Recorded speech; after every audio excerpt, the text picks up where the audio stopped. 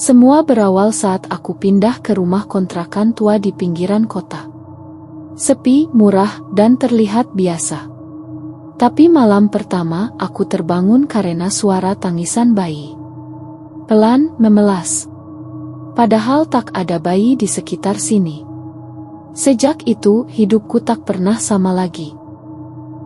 Like, komen, share, dan subscribe. Selamat datang di Jalan Kelabu.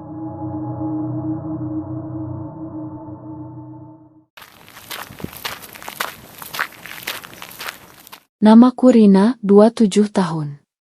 Aku baru saja pindah ke sebuah rumah kontrakan kecil di pinggiran kota Majalengka. Sederhana tapi cukup nyaman untuk seorang diri sepertiku.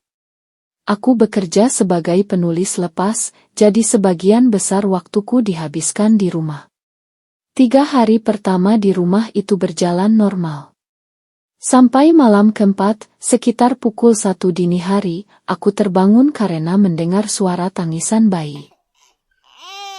Awalnya kupikir suara dari rumah sebelah. Tapi, saat kutanya ke tetangga, Bu Sumi, wanita tua yang tinggal sendiri di sebelah kiriku, dia hanya menjawab pelan, rumah di sebelah kananmu itu kosong, nak. Sudah lama gak ditinggali sejak penghuninya meninggal. Aku hanya terdiam. Malam berikutnya, tangisan itu terdengar lagi. Kali ini lebih jelas. Seperti berasal dari kamar sebelahku. Aku mencoba memberanikan diri membuka pintu kamar itu. Kosong. Tidak ada apa-apa selain gudang dan kardus-kardus bekas. Tapi, bau anyir mulai terasa. Seperti darah. Aku buru-buru menutup pintu. Keesokan harinya, aku memutuskan menanyakan langsung ke pemilik kontrakan. Pak Umar, pria berusia 50-an yang tinggal 2 blok dari rumah itu. Awalnya ia tampak enggan bercerita. Tapi setelah kudesak, ia berkata, dulu ada pasangan muda yang tinggal di sana. Istrinya hamil tua. Tapi bayinya lahir tanpa denyut nadi. Mereka kuburkan diam-diam, tapi setelah itu, tiap malam terdengar tangisan bayi dari dalam rumah. Lama-lama mereka pindah. Aku tidak tahu harus percaya atau tidak. Tapi malam harinya, rasa takutku semakin menjadi. Tangisan bayi itu kini disertai suara langkah-langkah kecil berlari di atas atap. Seperti kaki mungil, tapi dengan tempo aneh, tak wajar. Aku mulai merasa ada yang memperhatikanku. Ada yang tidak ingin aku tinggal di sana. Sejak malam itu, aku tak pernah tidur nyenyak. Tangisan itu seperti merasuk ke telinga. Bahkan saat memakai earplug pun aku masih bisa mendengarnya. Seperti berasal dari dalam kepalaku. Aku memutuskan membersihkan kamar gudang tempat suara itu paling sering terdengar. Kubuka lemari tua yang ada di dalamnya. Debu berjatuhan, dan di dalam lemari itu ada sebuah boneka bayi. Kusam, kotor, dan satu matanya hilang. Aku langsung membuangnya ke tong sampah di luar. Tapi malamnya boneka itu kembali muncul di dalam lemari. Dengan posisi duduk menghadap ke pintu. Senyumnya miring, seolah mengejekku. Aku gemetar. Keesokan harinya, aku menghubungi temanku, Maya, seorang jurnalis yang sering meliput cerita-cerita mistis. Saat datang ke rumahku, wajahnya langsung berubah pucat saat membuka kamar itu. Rin, kamu tahu gak ini boneka apa? Aku menggeleng. Ini disebut boneka perantara. Kadang digunakan dalam ritual pemanggilan arwah. Biasanya untuk arwah bayi yang meninggal sebelum sempat diberi nama. Aku tak percaya, tapi juga tak bisa menyangkal. Sejak boneka itu muncul kembali, aku merasa seperti dia mengikutiku. Di dapur, di kamar mandi, bahkan kadang muncul di pojokan lorong saat aku hendak tidur. Satu malam, aku mencoba membaca doa keras-keras.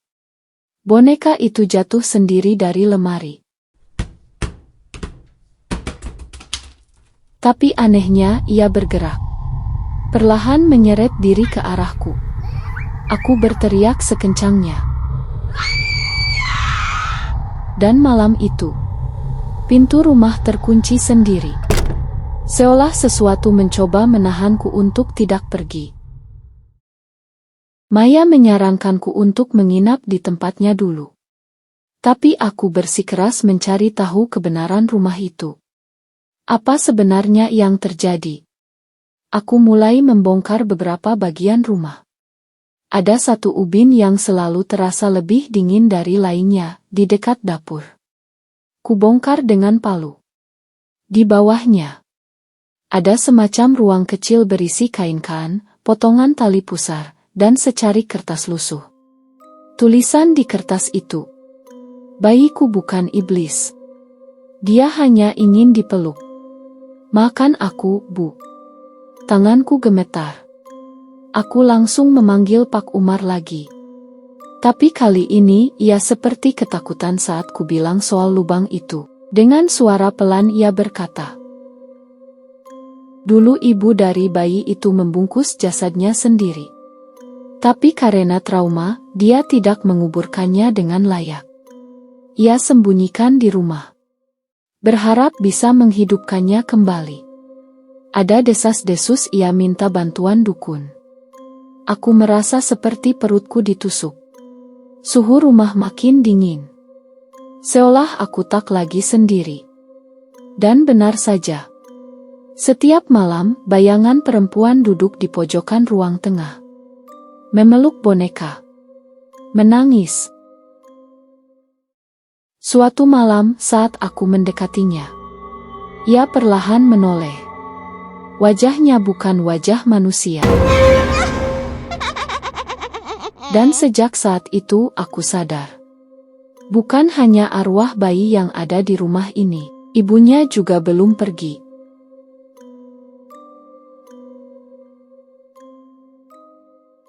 Perlahan cerita ini berubah dari sedih menjadi mengerikan.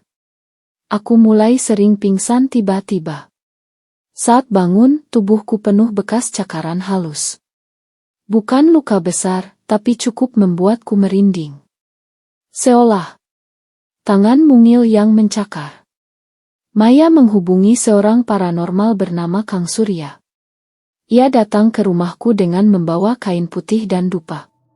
Saat ia mulai membaca doa, tiba-tiba suara tangisan bayi dan teriakan perempuan terdengar bersamaan dari dalam kamar gudang. Kang Surya hanya berkata pelan, "Mereka tak bisa pergi. Karena mereka tak pernah dianggap mati.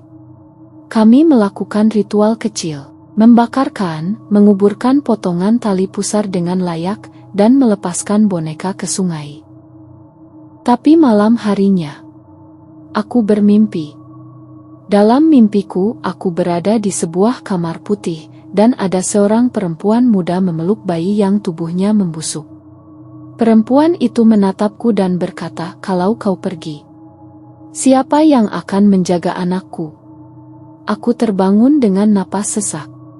Di kaki ranjangku ada boneka itu lagi. Basah, berlumuran lumpur. Keesokan harinya aku demam tinggi. Di antara kesadaranku yang kabur, aku mendengar suara pelan di telingaku. "Ibu, jangan tinggalkan aku." Dan malam itu aku sadar. Bayi itu bukan hanya arwah penasaran. Ia sudah menjadi sesuatu yang lain. Sesuatu yang tidak bisa lagi disebut manusia.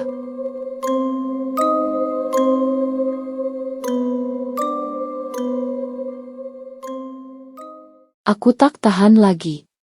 Dalam kondisi lemah, aku mengemasi barang dan meninggalkan rumah itu. Tapi saat aku menginap di rumah Maya, keanehan justru ikut bersamaku. Bonekanya muncul di pojok kamar Maya. Tangisan terdengar dari kamar mandi.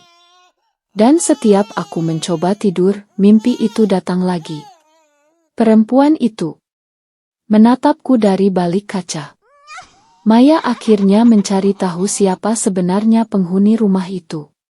Ternyata perempuan itu bernama Rasti, dan anaknya meninggal karena komplikasi saat lahir. Tapi Rasti mengalami gangguan kejiwaan dan tak pernah menerima kematian anaknya. Ia kemudian belajar ilmu hitam dari seorang dukun di Cirebon. Tujuannya satu, menghidupkan bayinya kembali. Tapi yang bangkit bukan anaknya, melainkan siluman, yang memakai wujud bayi untuk terus hidup, dengan menyedot energi siapapun yang tinggal di rumah itu. Satu-satunya cara menghentikannya adalah memutus ikatan yang diwariskan oleh Rasti. Dan entah bagaimana, aku yang kini menjadi penerusnya. Maya dengan nekat membawa boneka itu dan melemparkannya ke sebuah sumur keramat. Lalu kami mengadakan doa bersama di rumah kosong itu. Tak ada yang terjadi. Sampai satu malam, aku melihat anak kecil berdiri di depan rumahku. Diam menatapku, dengan mata hitam legam, lalu menghilang. Sejak itu, semua berhenti. Tangisan lenyap, bayangan hilang. Tapi aku tahu sesuatu masih menempel di dalam diriku. Aku sekarang sering bermimpi menyusui bayi. Mendengar panggilan ibu dari arah belakang saat di dapur.